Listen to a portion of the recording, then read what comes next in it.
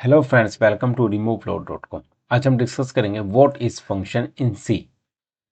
Definition पे चलते हैं। In C a function is a block of code that perform specific task and can be called and executed by its name from other parts of the program. यानी कि programme के किसी other part में अगर हमें function को call करना होता है या एग्जीक्यूट करना होता है, किसके थ्रू करते हैं? उसके नेम के through. Function allow the programmer to modularise and reuse code. Basically हम इसको जो फंक्शन हम बनाते हैं किसके लिए किस लिए बनाते हैं? ताकि हम उसके कोड को रीयूज कर सकें। Type of function, basically two types के फंक्शन होते हैं। The first one is standard library function, यानी कि आपने कोई इंक्लूड किया लाइब्रेरी को अपने प्रोग्राम के अंदर। जैसे हम standard input output dot H include करते हैं अपने प्रोग्राम में, उसका बेसिकली काम क्या होता है? प्रिंट एफ और स्कैन एफ का होता है। ऐसे बहुत सारे फंक्शन है जो प्री डिफाइंड फंक्शन है, यानी स्टैंडर्ड लाइब्रेरी के फंक्शन है। सेकंड होता है types user defined function, function that you define yourself to perform specific task. यानी कि किसी काम के लिए आप अपने आप कोई फंक्शन बनाते हैं, यूजर डिफाइंड फंक्शन, तो आप उसको यूज कर सकते हैं। ठीक है। How to define and call a function in C. Function का देखो सिंटैक्स क्या होता है? रिटर्न टाइप, यानी कि आप कोई भी फंक्शन बना रहे हो पहले तो आपको रिटर्न टाइप लिखना पड़ेगा, यानी इंटीजर है, फ्लोट है, क्या है। Return type, function name, parameters, अगर पैरामीटर्स है उसके तो पैरामीटर्स लिख देंगे। एक से ज़्यादा पैरामीटर हो सकते हैं। फंक्शन बॉडी, जो भी आपको लॉजिक लिखना है, और बाद में आप क्या करोगे? रिटर्न वैल्यू करेंगे जो भी। Optional, if return type is not valid. Return type ऐसे मैंडेटरी नहीं है, ऑप्शनल है। एक्सप्लेनेशन पे चलते हैं इस सिंटैक्स के। Return type specific what type of value the function return, यानी किस टाइप की वैल्यू फंक्शन रिटर्न करेगा, तो रिटर्न टाइप हमने यहाँ लिख दिया। फंक्शन है the name of the function. Parameters, variables that the function use to perform its task can be empty if function does not require parameters. मैंने आपको बताया कि अगर आप पैरामीटर्स नहीं है तो कोई इशू नहीं है। Return value, the value return from the function if applicable. इसके करने के बाद हम क्या करते हैं? हम एक प्रोग्राम बना लेते हैं। प्रोग्राम में चलते हैं। मैंने यहाँ पे एक विजुअल स्टूडियो एडिटर ये ओपन कर लिया। एक फाइल बनाता हूँ,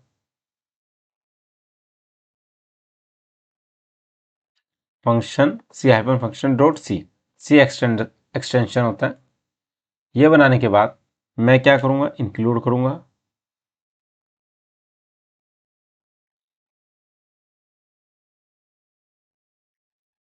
include std input output dot H, ये हमने लाइब्रेरी इंक्लूड कर लिया है। इसके बाद मैं क्या करता हूँ? इंटीजर एक फंक्शन बना लेता हूँ। सपोज मैं एक फंक्शन बना रहा हूँ मल्टीप्लाई। इसमें मैं पैरामीटर पास कर देता हूँ, integer a coma integer B. अब मैं इसमें क्या करूँगा? रिटर्न ए इंटू बी सेमीकोलन। ये मैंने एक फंक्शन बना लिया। फंक्शन, ये देखो इंट क्या है? रिटर्न टाइप है। ये फंक्शन का नेम हो गया। इंटीजर ए और कोमा इंटीजर बी क्या है? पैरामीटर्स है। और रिटर्न क्या कर रहा है? ए इंटू बी। अब हम क्या करते हैं? एक जो सी प्रोग्राम का यानी एंटी पॉइंट फंक्शन बनाएंगे इंट मेन, जो कि मैंने ऑलरेडी कई बार आपको एग्जाम्पल में समझा दिया है। इंट मेन लिख लिया मैंने यहाँ पे। अब मैं यहाँ पर जो इसको लिखा है तो मैं क्या करूँगा?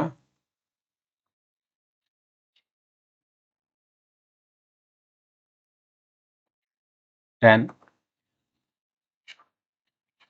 num2 20।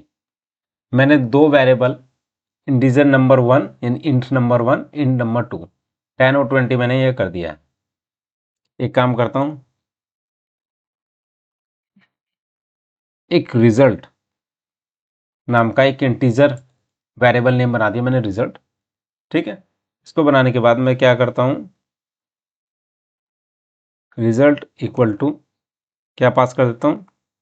मल्टीप्लाई, जो फंक्शन मैंने बनाया है।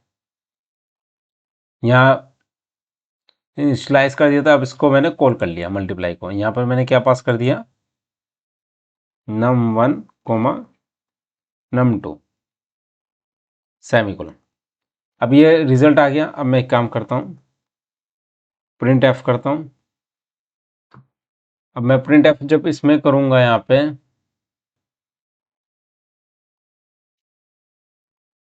Multiply of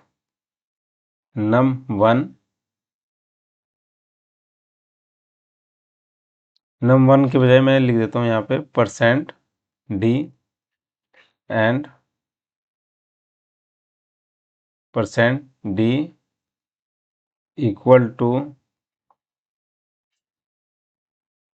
%d। ये मैंने ऐसे क्यों लिखा %d? यहाँ मैं पास कर देता हूँ num1 num2 कोमा रिजल्ट। ये मैंने पास कर दिया, यानी कि %d first, %d and equal to %d, num1 num2 and result. इसको मैं सेव कर लेता हूँ। इसके बाद मैं एक काम और करता हूँ जो कि मैंने आपको बताया है, रिटर्न 0 जो इंट मेन होता है उसमें हम लास्ट में लिखते हैं, नहीं हमारा प्रोग्राम पूरा एग्जिट हो जाए। अब मैं क्या करूँगा, जब मुझे इसको एग्जीक्यूट करना है, एग्जीक्यूट करने के लिए हम क्या करते हैं, हम इसमें करते हैं GCC file name function dot C space -o space जिस नाम से हम exe फाइल बनाना चाहते हैं, C- फंक्शन। अब ये हमारा C- dot exe file create हो गई। अब मुझे इसको एग्जीक्यूट करना है, exe फाइल को ऐसे लिखा मैंने, और इसमें क्या लिख दिया मैंने, C- function multiply of 10 and 20 equal to 200। तो आपने देखा कि मल्टीप्लाई ऑफ %d यानी num1 के लिए, %d सेकंड वाला 20 के लिए, और इक्वल टू %d किसके है, रिजल्ट के थ्रू, यानी कि इनका रिजल्ट। तो इस तरीके से मैंने क्या किया, एक नॉर्मल फंक्शन बनाया मल्टीप्लाई का, उसको कॉल किया इंट मेन के अंदर। इस तरह से मैंने वेरिएबल जो पैरामीटर थे उनकी पैरामीटर नेम पास कर दिए, num1 num2 वैल्यू पास कर दी है, फंक्शन को कॉल कर लिया और इसको प्रिंट एफ करा दिया। तो इस तरीके से आपने एक नॉर्मल फंक्शन सी लैंग्वेज में बना लिया है और इसका आपको आउटपुट भी मिल गया है। For more details I will share my website URL in the video descriptions. Thank you so much.